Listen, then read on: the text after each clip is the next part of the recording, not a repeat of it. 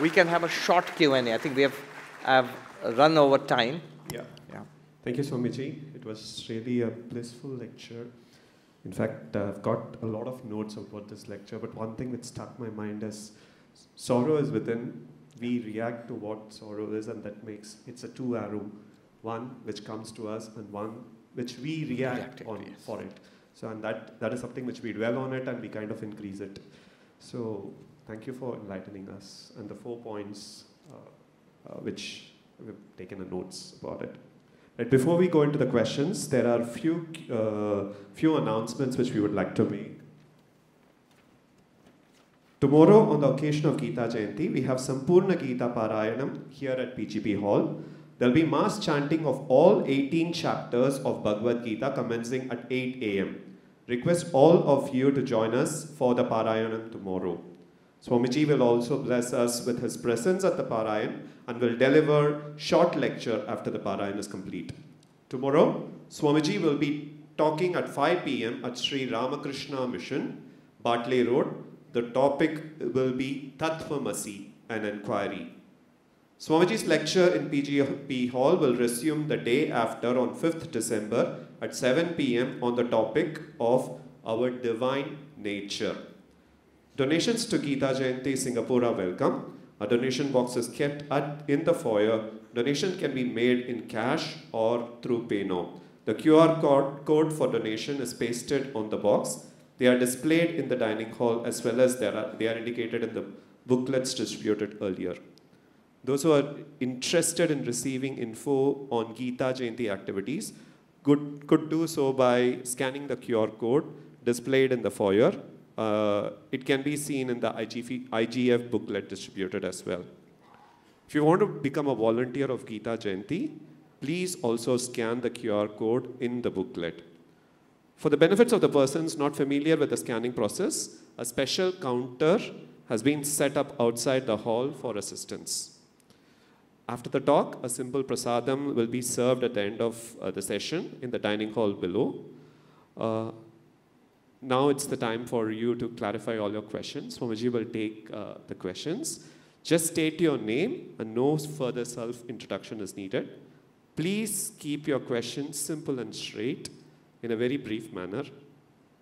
Let them be like Arjuna's arrow, just crisp to the point. And let's...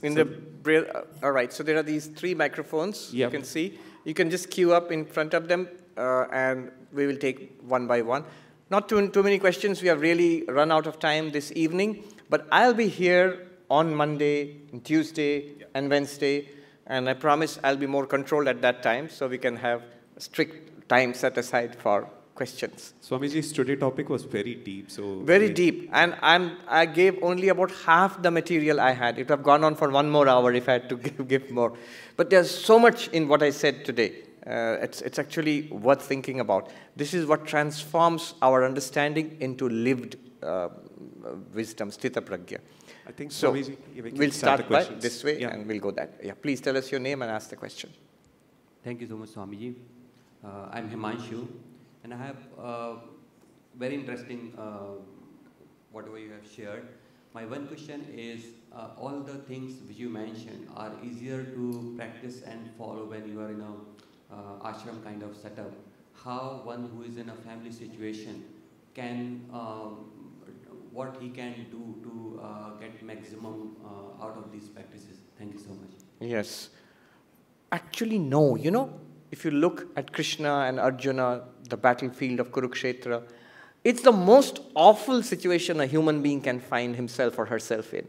A war. A terrible situation.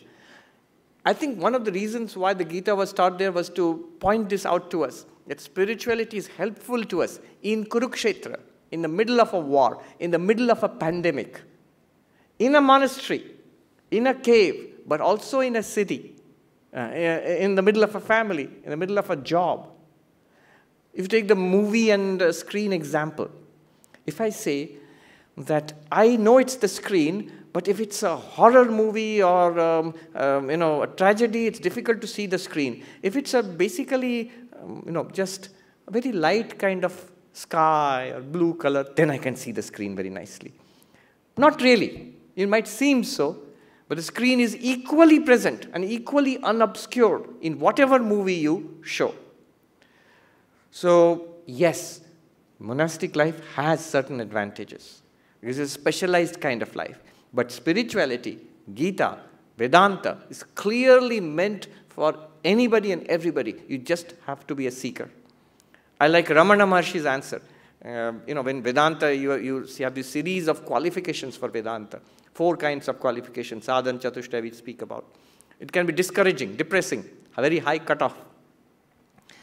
So somebody asked Ramana Maharshi, can I realize the Atman? Can I become enlightened? And Ramana Maharshi said, did you say I? No, his teaching was, who am I? If you can say I, then you can practice who am I. See, how much more easy can that be? Yes, in the midst of everything. There's some advantage to that also. Yes. Tell us your name and ask the question. Thank you very much, Swamiji. My name is Galina. You have to speak a little Audible? closer. Yeah. You can remove the mic. My question is, my name is Galina. My Yes. question is, Swamiji, you were talking about Nirota, and you were giving this screen example when it's turned on and then we see what is happening and we switch it off and then we know it's screen. So, and you were also saying that about Badha, right? So we don't need to turn on the screen. Turn it off. Yeah. Badha, yeah. Yeah. So we know it's a screen if we have some prior knowledge it's a screen. Yes. So how do I know I'm Atman? Yes, right. So how do I know that I am the Atman? Here, in an example, you know the screen and you know the movie. So when the movie is playing, you still know the screen. You understand what is meant that, yes, that's the screen. If you say, that's the movie, you understand, yeah, I get it. And if I say, that's the screen, you say, yeah, I get it. Because we know both. And if I say, here is the world, and here are you, but you are Atman, this world itself is Atman or Brahman, then we don't know both. And that's where the problem lies. And that's what Vedanta is. How do I know that I am the Atman? In the Vedanta, then the whole of the Vedantic inquiry starts there. Drigdrishya Viveka, that's how you know you are the Atman. Panchakosha Viveka, that's how you know you are the Atman. Avasthatraya Vichara, that's how you know you are the Atman. The whole inquiry starts there. And if you say, no, that sounds very theoretical, philosophical. Okay, Patanjali Yoga. Sit down, switch off the movie. You know you are the Atman because you see tada drashtu swarupi avasthanam. You see the witness consciousness in its real nature. All right. Check. Namaste Swamiji. My name is Ramakrishna. Thank you for the talk. I just had a question regarding the concept of happiness and dukkha. So you mentioned how dukkha has like different sources, some from the exterior, some from internal, and some from like natural causes, and about how like happiness is from the Atman. Is this, are there also different ways in which happiness is perceived from like natural causes and external events, or is it all from the Atman, and how does that relate to dukkha? Yes. Natural causes, things from the world also give us happiness. That's our general understanding of happiness. Things from the world give us suffering and happiness. But Vedanta says the first preliminary understanding of suffering is there are multiple external causes or physical mental causes which give us suffering, dukkha. And then, as I said, that's just the preliminary. The deeper understanding is all dukkha, to be dukkha, has to come to the level of the mind. Then, even deeper than that, even if it is in the mind, that it is awful, it's unpleasant, I have to have abhimana with it. I am unhappy. So this thing is, that thing is very, very unpleasant. Next deeper level is, there's a feeling of unpleasantness in the mind. Deeper level is, I am unhappy. I am the mind. When I identify, then I say that I am unhappy. Happiness is also like that. We think these are the things and people and places which give us happiness. But ultimately it has to come to the mind, then only happiness is felt. And ultimately, that pleasure has to be owned up by the Atman, by me, identifying with the mind. But about happiness, what Vedanta says, it's not really from the world outside. It's not even the reflection in the mind. It is you, the one, you are reflected in the mind as happiness. So dukkha is more like an obscuration of happiness. Our understanding is that happiness comes from the world. Vedanta tells us it doesn't. It's natural to you. It's reflected in a mind. So I have a desire for something in the world. I think that will give me happiness. That desire itself obscures my innate natural happiness. So when I satisfy that desire, my innate natural happiness, like the blood tasted by the dog, the biting the bone, it manifests, and I think that object, that gadget, that cookie, that experience in the movie, that gave me happiness. That's the way we get fooled. How is it possible that, saints and enlightened people and spiritual people in all traditions, all religions, how is it that they're so happy without depending on the things which people generally depend on for happiness? So that happiness must be something internal. Yeah. Tell us your name and ask the question. Okay. So, Swamiji, my name is Rishikesh, and so my question is, while your talk is helpful for me with dealing with my own suffering, but my friends also are suffering, and they come to me with their problems, and they're at the level where saying the word Vedanta can put them to sleep. So how can I use this knowledge to help them out to deal with all of their suffering and problem? Yeah. In its broadest sense, you can use multiple approaches in Vedanta. There is a philosophical approach, which is what we all did today, a very philosophical approach. But there is a meditative approach, a yogic approach. There is a devotional or bhakti approach. There are different ways of dealing with suffering. You need not even use the word Vedanta. Somebody told me the yogas, Jnana Yoga, Karma Yoga, Bhakti Yoga, Raja Yoga, can you tell them to us without using any spiritual words? Just use secular words. Can you boil them down to absolute basics? All right, this gentleman is here, and others should not line up anymore because we have run out of time. The two who are there and this gentleman will handle those questions. So can we boil it down without using words like God or Vedanta? Karma Yoga is selflessness, not selfishness. The more selfless we are, the more our happiness is not dependent on the world. When I don't have an angle in my activities, that I want something for myself out of these activities. Many of you are HEB and HAB, Gita Jayanti, almost all of it, I believe, is voluntarily run, right? So when you give service, time and energy voluntarily, you get a joy, a taste out of it, and you don't take anything back for yourself. That gives happiness. Selfishness, it seems logical. If I work for I, me, myself, it should give happiness. But we learn soon, it doesn't. It's very temporary and passing and unsatisfying. Counterintuitively, when I work not for I, me, myself, but for others, without asking for anything in return, I actually get happiness. That's very interesting. Swami Vivekananda said, unselfishness is more paying, but it takes maturity to understand this. So one way, unselfishness, selflessness, not selfishness. That's one. Second, devotion, not desire. Of course, it requires faith in God. So devotion, not desire. Desire does not give us happiness, but devotion to God, whichever tradition, whichever religion you belong, if it's a theistic religion, if you believe in God in some form, you are lucky.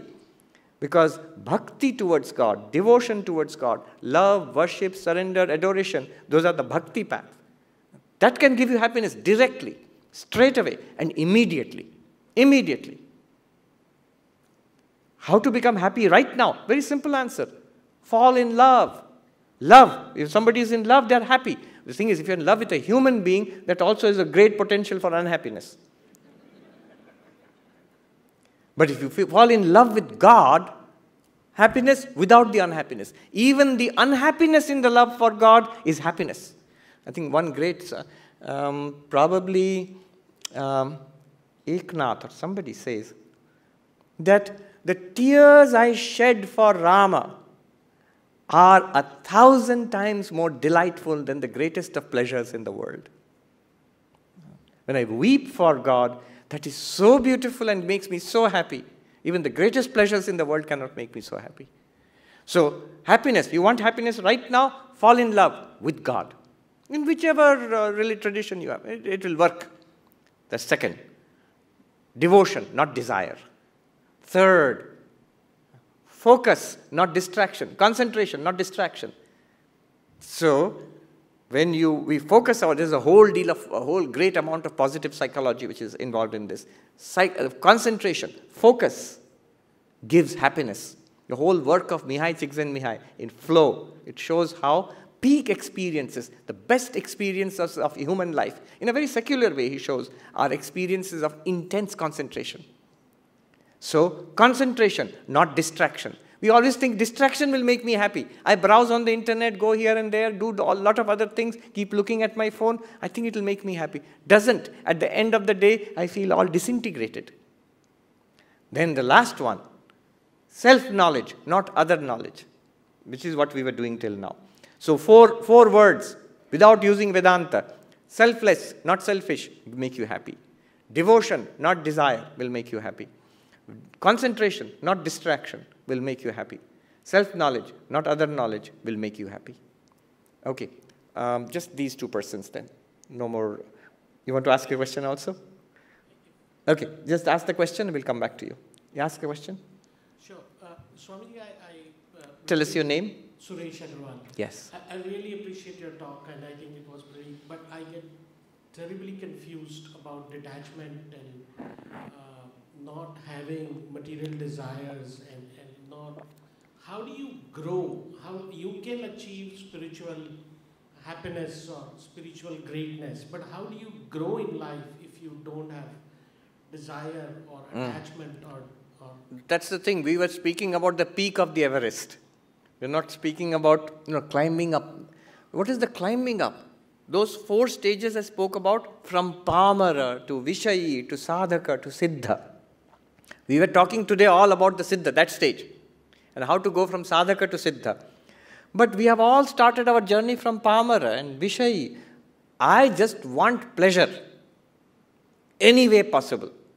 Very soon I realize it's not sustainable. If I become a drug addict or an alcoholic, I'm living only for my next drug or drink. It is not even pleasurable anymore. It's very painful. Then I am forced to realize that I must have some discipline in my life. Otherwise, even happiness here in this material world is not possible. So I move from Pamara to Vishayi. Sustainable life. A lot of positive psychology work has been done there. The marshmallow experiment, Walter Mischel, recently also replicated by others. That restraint, controlled, these are parts of emotional intelligence. If we don't have that, even our life here in this world, without any reference to spirituality, God, realize, it will be a miserable life. So we move little more mature, little more controlled life. Then that mature, controlled life, we attain success in the world. As you said, growth. We become more mature, developed people. We Americans say, get your act together. You have your act together. Indians in general are very good at this. We're good at being successful in the world, having good families. These are things, in fact, in America now they talk about Asian values. So this is something, not just India, across Asia you see these values. So this is a sustainable life here, a mature way of living here, which is good. It's a lesson worth learning. If you don't do that, just life will give so much kicks and blows, you're forced to learn these lessons. But then, even this is not enough. Death is there, old age, disease, death. This is the insight of the Buddha. You get your act together, do the best that you can in this world, yet terrible things can happen. And one day, whatever our life is, it will all fall to pieces and we will have to go from here. Then what is the point of it all? Most miserable, sinful life, most mature, well-to-do, getting your act together, religious, mature life, both will end in death. What is the point of it all? This quest is the beginning of spiritual life. That is there something beyond? Is there a point to this whole, even the growth which you are speaking about? What is the point to growth also? Suppose I die and there's nothing more left after that. So even if I was the most mature person, it's good for the society, but I'm gone. What did I get out of it?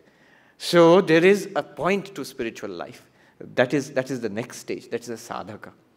And then we go to the siddha, the enlightened one, who finds that. The Buddha, the avatara, the incarnation, the jivan mukta, and the bodhisattva, they find that truth.